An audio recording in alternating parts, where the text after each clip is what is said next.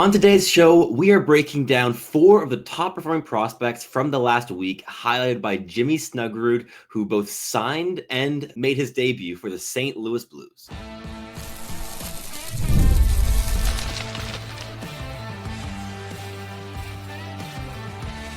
You are Locked On NHL Prospects, part of the Locked On Podcast Network. Your team every day. Hello, and welcome back to Locked On NHL Prospects, part of the Locked On Podcast Network, your team every day. On this show, we break down everything prospects related for you 5 days a week, Monday through Friday. I'm your host, Sebastian High, the USHL scout over at Elite Prospects. And on today's show, we're going to be diving into the performances of 4 separate prospects who really impressed in last week's action, whether it be the CHL playoffs, coming over to the AHL and making the North American professional debut, or signing the ELC like Jimmy Snuggerud did after playing some fantastic hockey for the University of Minnesota before they got eliminated. In the first segment, we will be talking about Jimmy Snuggerud and delving into his game, what makes him special, why the St. Louis Blues hit a really, really good value draft swing there at 23rd overall a couple years ago, as well as maybe giving a little bit of an honorable mention to Ryan Leonard, who also signed his entry-level contract and scored his first NHL goal yesterday in the empty net against the Chicago Blackhawks. Then in the second segment, we'll be moving on to talking about Stian Solberg, who just moved over to the AHL in the Anaheim Ducks system, as well as Colby Barlow, who's been playing some fantastic hockey in the OHL playoffs, the Winnipeg Jets first-round selection in 2023. Then finally, we'll be wrapping up the show in the final segment, breaking down Malcolm Spence's fantastic displays in the playoffs against the Saginaw Spirit in a surprise 3-1 series lead now for the Erie Otters, and also talking a little bit about the aspects in his game that make him a really projectable but also potentially higher upside talent on draft day. But without further ado, let's just delve straight into the first segment here, because Jimmy Snuggerud has had just a great college career, but is now come to an end. He has signed his entry-level contract with the St. Louis Blues. This is a player that, as I mentioned, was drafted 23rd overall in 2022. He's a 6'2", 187-pound right shot right winger. June 1st, 04 birthday. So he's 20 years old, only turning 21 in the summertime. And he was a player who kind of got lost in the fray a little bit in that very strong 2022 NTDP class. That's the same draft class as players like Lane Hudson and Rutger McGroarty and Cutter Gauthier, Logan Cooley, Frank Nazar. The list goes on of high-end talents from that year's edition of the US NTDP. But Jimmy Snuggerud was just constantly a really solid point producer on that team. He finished 6th in team scoring, tied with Lane Hudson, but he was playing often in the middle 6 and wasn't getting quite as many opportunities on the top line as other players were throughout that season. But as soon as he hit the college ranks, he absolutely hit the ground running. 50 points in 40 games as a freshman with the University of Minnesota in his first season. They had 34 in 39 last year, and then again 51 points, including 24 goals, a career high in 40 games as the captain of the University of Minnesota. So a player who has scored at very high rates in college hockey, and a lot of this flows through high-end tools and high-end intelligence. He's a hard-working player. He keeps his feet moving.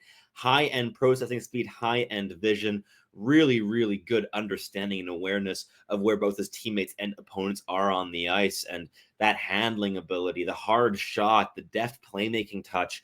All of these are things that have really shown in his game since making that jump to college hockey. And I think that it was the right time for him to sign his entry-level deal, another year in college. I don't know how much there would have been left to learn for him. So to make that leap to join the St. Louis Blues now, and a St. Louis Blues team on a resurging run at the moment. And Snuggerud has already played 2 games with the Blues, 2 victories against the Detroit Red Wings and the Pittsburgh Penguins, respectively. He notched his first ever NHL point and assist in his second game against the Penguins, and also saw a big leap in ice time, playing second line minutes against Pittsburgh in 16 minutes and 22 seconds after playing about 10 minutes in his debut. So already gaining a little bit more trust there from the coach coaching staff, and a player that I think through his work ethic and those high-end offensive tools, his ability to make players miss, deceive players, but also just play a high-octane, interconnected, high-paced style of play. This is a very adaptable and skilled player, I think, who's going to be an important part of St. Louis's top six for quite a long time. That second line potential, I think, is very, very much within reach for Jimmy Snuggerud, especially the possibilities of connecting with players like Dalibor Dvorsky, who'll be coming through very soon. I also think he'll mesh very well with the likes of Robert Thomas or Jordan Kyrou. So a lot of players I think could really complement his toolkit. And Jimmy Snuggerud is also not a player I think who needs specific profiles to excel alongside. He's an adaptable player. You can put him onto a line and he's going to find a way to make things work and to produce offense, but also just play solid defensive hockey and just reliable minutes. When he's on the ice, his team can trust him. And I think that's something that will become a real cornerstone of his game in the NHL once he builds up his base of experience. Maybe 2 years' time, I think he's going to be just a very reliable middle six to top six piece. And even this season in the St. Louis Blues playoff race here, looks like they are going to be making the playoffs this season. And in that Western Conference, I'd be very curious to see how Jimmy Snuggerud plays in the playoffs, if he plays at all, what the role might be, and just how much he's able to do with it, because he's such an intelligent, hardworking, and skilled player who has a lot of elements to make his life easier, to make the transition to the National Hockey League easier for him compared to other players making the jump from the NCAA. But I also wanted to give a quick little shout out here to Ryan Leonard, who also made his NHL debut, also scored his first NHL point in an empty net goal against the Chicago Blackhawks here just yesterday. And that was in his third NHL game. He's been playing 14, 15 minutes every single game against Boston, Carolina, and the Chicago Blackhawks in the bottom six there for the Blackhawks. But with his energy, his physicality, his just desire to attack the middle of the ice, I think he's a great fit to kind of make his starts in the NHL in that bottom six capacity. I don't think that limits him too much, especially if he's still going to be given a couple power play opportunities here and there to show off his high-end release. I think that he's going to be a really underratedly important piece for the Washington Capitals in the NHL playoffs this season.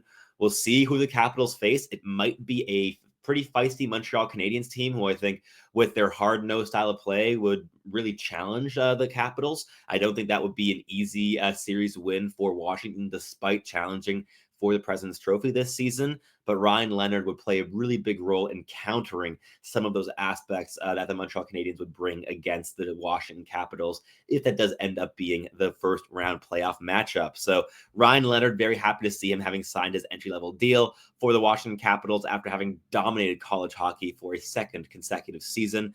He's scored 61 goals in under 80 total games, 78 games and 61 goals in college hockey.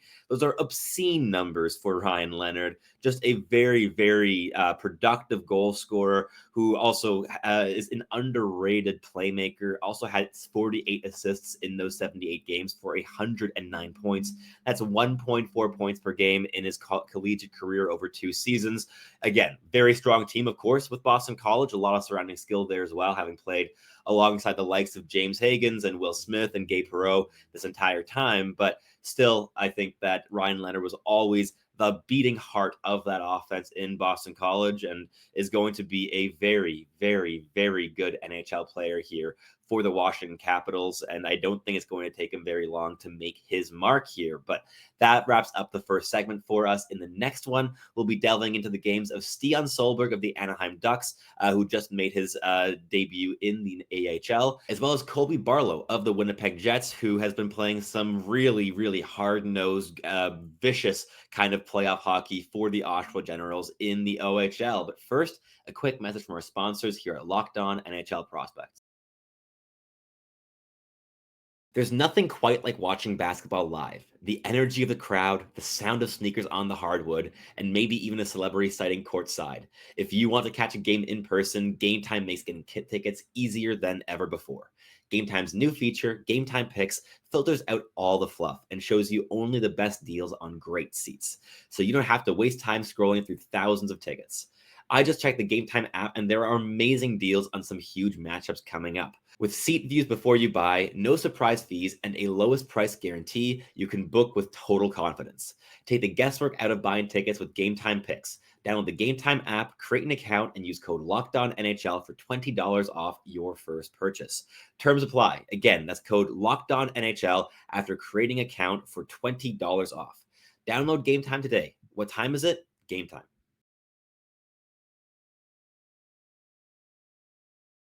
All right, let's keep this episode rolling here in the second segment, highlighting a pair of very physical players here, a defenseman, Stian Solberg, as well as a right shot winger in Colby Barlow. But we'll kick things off here with the Anaheim Ducks prospect, as Stian Solberg has made his start in the AHL after finishing his SHL season in Färjestad, where he was on loan for the campaign. And after scoring 3 goals and 12 points in 47 SHL games, he's already at 2 goals and 4 points in 7 AHL games there in San Diego.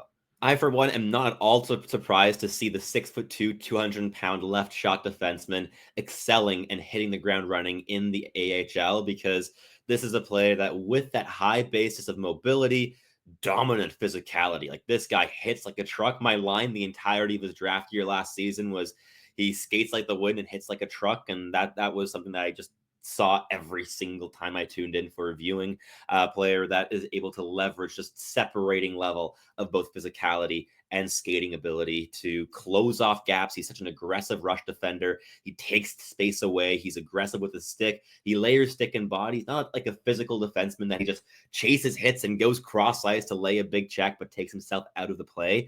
He's a very strategic physical player who can do the small little physical details, boxing players out, leaning on players, not just doing the big flashy stuff and the big hits that get the crowd roaring. He's a player that does the small details and doesn't necessarily take those big risks to take himself out of play to land the big check, but he is able to land a big check both along the boards and open ice. And he's one of the better hip checkers that I've scouted here in the past 4 or 5 drafts, and a player I just loved watching. And with that level of tools for the defensive side of the game, and a lot of runway, I still think, in terms of developing the offense, because this is a player that, with that mobility, is very elusive. He can be quite a confident puck carrier, taking a real like workload in transition in the breakout, and even in terms of generating entries in the offensive zone. And in terms of his offensive zone activations, I've seen flashes of like really cerebral types of plays, deceiving, falling into the little blind spots of defenders, staying up high, being very aggressive. Like, aggressiveness is the name of the game here with Stian Solberg, and I think that makes him a really, really good fit in the AHL style of play, which, especially now towards the end of the season, is physical, it's hard-nosed, and Stian Solberg soaks that all in because that is his style of play. That's what he does best, and I think that he's going to be a pretty good NHL player for the Anaheim Ducks within a year and a half or so. I don't think it's going to take him very long to adapt to the NHL pace either, and with that mobility, with that physicality, he's going to have aspects that can bring something to Anaheim's decor in the NHL that they don't have in abundance, especially among their youth at the moment. With players like Jackson Lacombe and Pavel Mintyukov and Olin Zellweger, you have 3 young, really dynamic, smooth skating defensemen, which Solberg will more than be able to keep up with in terms of mobility. But they're a lot more aggressive in their on-puck execution, and I think Solberg will be able to learn a lot from those players and how they activate, what they do with the puck on their stick, because in terms of raw handling ability, I think that there's still room to grow with Solberg. There's a really deft puck touches that he's able to show off, and he's able to blend his handling at his highest speeds when his feet are really moving. And I think that shows that he has some upside as well in terms of offensive game that just hasn't fully crystallized yet. He was playing pro hockey last season in Norway, playing pro hockey again this season, both in Sweden and in North America. And overall, a player that hasn't been able to just dominate his age group in quite some time. He was even playing professional hockey as a D-1 in Norway. So I think that being able to just soak it in the AHL a little bit for the time being, get used to this pace, and get more comfortable using that offensive flair, getting more aggressive with the puck on his stick. That's what I want to see from Solberg in North America, and he's already been doing that here since coming over. So a player who has shown in recent viewings, really hard shot. His first AHL goal was a beauty, a little fake shot, moved inside, dragged the defense a little bit wide while cutting to like the left side of the slot and just fired a hard shot top corner. And a player that I think with that good shot alongside all the other tools that we mentioned has a very bright future ahead of him indeed. But let's move on here to Colby Barlow of the Oshawa Generals, drafted by the Winnipeg Jets in the first round at 18th overall in 2023. And he's been playing some really just solid hockey since being drafted, but he hasn't really been able to match the production he had in his draft year campaign in Owen Sound. He was already the captain of the Owen Sound attack when he was a draft eligible, and he scored 46 goals and 79 points in 59 games that season. So a lot of goals coming his way, and that goal scoring ability, the hard shot, the heavy hitting has always been kind of the key of his game. But the question marks with Colby Barlow were always in terms of maybe diversifying his game a little bit. He's a very north-south linear skating guy, single-speed attacker. There wasn't always the most diversity in his rush patterns. He can be quite predictable, but with a hard shot was able to beat OHL goaltenders from distance in ways that aren't the most projectable at the NHL level, especially for sustainable offensive production. But still a player that I think now in the playoff run, I've been seeing some other glimpses of his game, and he's also doubled down on what makes him special in really elevating those parts of his game. And that has to be the physicality and the goal scoring ability. Those have always been the two things that just stand out the most on the ice with Colby Barlow. He's a very middle driven attacker, and I think that in the playoff style of game here, especially while playing on Oshawa Generals team alongside players like Beckett Seneca, he's been having a blast here in the playoffs so far. In the first round against the Brampton Steelheads, Colby Barlow already has 5 goals and 5 assists for 10 points in 5 games. He's made for the playoff hockey, and that after a season where he was exactly or just 1 point under a point a game, 32 goals and 61 points in 62 games. This is a guy that is really ramping it up here in the postseason. His game is made for playoff hockey, and I think that's one of the big reasons the Winnipeg Jets invested a high-end pick in him. Alongside being a captain in his draft eligible season, he's a leader off the ice. He's vocal and overall a player that I think is just going to be a very solid goal scorer guy in the middle six for the Winnipeg Jets. Think maybe a Josh Anderson type player in terms of the Josh Anderson ceiling of being like a 27, 28 goal scorer. I think Colby Barlow could hit 30 and just being a very, very quick down the boards and the right-hand lane linear attacker who pushes the pace of play and is able to kind of be that F1 player. I'd love to see him double down a little bit on that skating, on that explosiveness on his feet, because if he's able to be that just pace pusher down the right wing, I think he's going to be a piece, a very important piece for the Jets for a very, very long time in the middle six, bring just a lot of depth, goal scoring, power play depth, as well as leadership there from the middle six that I think is quite a valuable piece for the Jets to have gotten there in the first round of the draft, even if this is a player who doesn't have the most runway in terms of developing his game or evolving his game down the road, or even since his draft. He's always been a very developed player, which is also seen in his physicality, right? He's 6'1". He's 194 pounds now. I believe he was listed at over 200 in his draft year. So he stayed a little bit leaner, which I think is good in terms of keeping his feet a bit fleeter as well.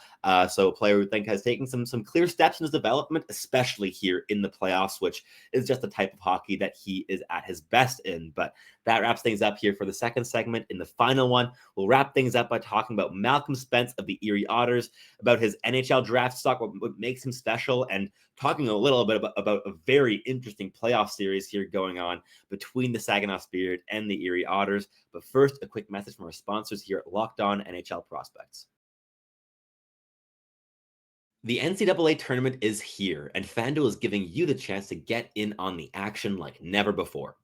Right now, new customers can get $200 in bonus bets when your first $5 bet wins. That's 200 extra bucks that you can use on anything from buzzer beaters to Cinderella stories and even who's cutting down the nets. I've got my eye on a couple underdogs this year, and FanDuel is making it easy to back them with spreads, totals, and game props. With tournament games happening almost every single day, there's always something exciting to bet on. The FanDuel app is simple to use, and when I win, I get paid instantly. No waiting around. So visit FanDuel.com and get in on the college hoops action all tournament long.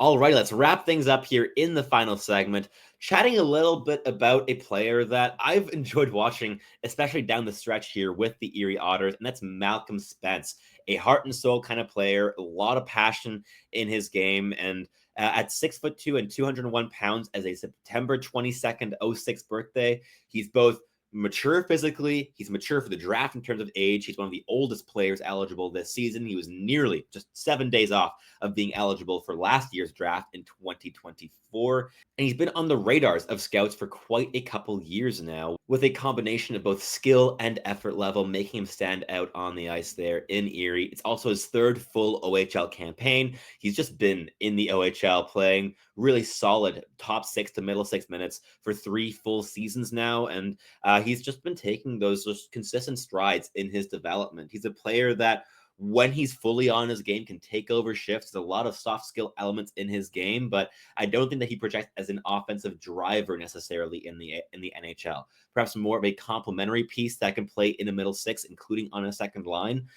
In terms of bringing playmaking, there's a lot of deft playmaking touches in Malcolm Spence's game, but also a lot of anticipation. In this playoff series against the Saginaw Spirit, Malcolm Spence has scored quite a couple points by just being very opportunistic. He scored 2 goals in the opening 8-5 victory, one of which was just 3 waves of forechecking where he would forecheck, then reload, then forecheck again. And in the end, he did win the puck by batting down a saucer pass behind the net and score on the wraparound. A player who's just been bringing energy to every single shift that he's been on the ice for here in the playoffs. And that consistency of energy has been a bit of a difference compared to the regular season for this player. So I really liked seeing that development take place here, especially in the absence of Matthew Schaefer, who has been just, of course, the most dominant player for the Erie Otters this season and has missed a lot of time to various injuries and to mono and the illness, of course, earlier on this season. But Spence has really taken that step. And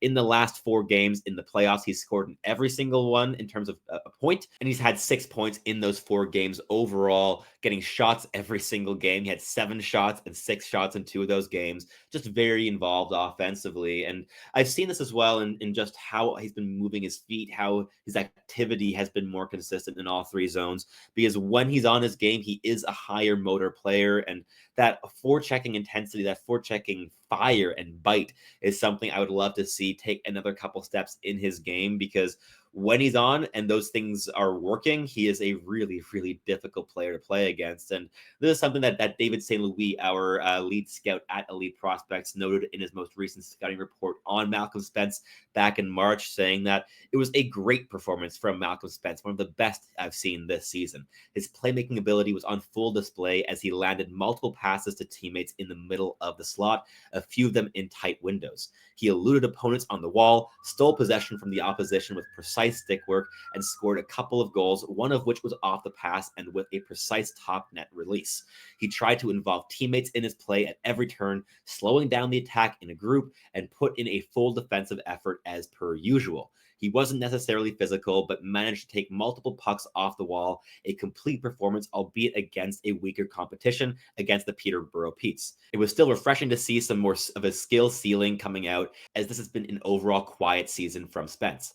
I continue to see a middle six two-way secondary scorer, the kind that boosts a line's effectiveness. To get there, however, he needs to transform himself into a fiercer puck retriever.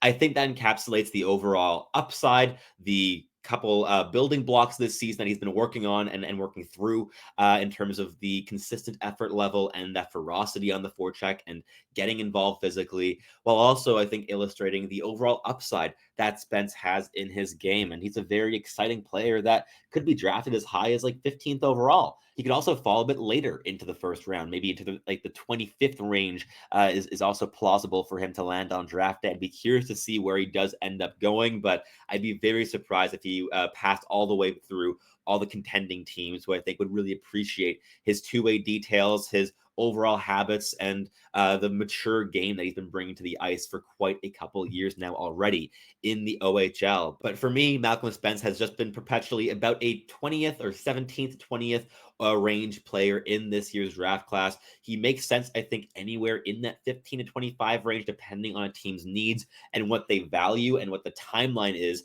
for that team's window and where they kind of need a player, because Spence will likely be an NHL piece earlier than other players available in this range. And that is definitely going to be alluring for quite a few teams that are entering their playoff windows right now. But that wraps things up here for the segment and for the episode as a whole. I'd love to hear from you in the comments down below here on YouTube what your thoughts are on Malcolm Spence, his draft ceiling, and anyone else that we mentioned here on today's show. And if you're listening on your favorite podcasting platform, please do make sure to make us your first listen of the day. We always appreciate our everydayers here on the podcast. And for your second listen of the day, you can head on over to Locked On Fantasy Hockey, where Flip and Steel break down everything you need to know to build yourself a sustainable and competitive fantasy roster. But that wraps things up here for us today. Thank you so much for tuning in. As always, I'm your host, Sebastian High, and I look forward to catching you tuning in again very, very soon.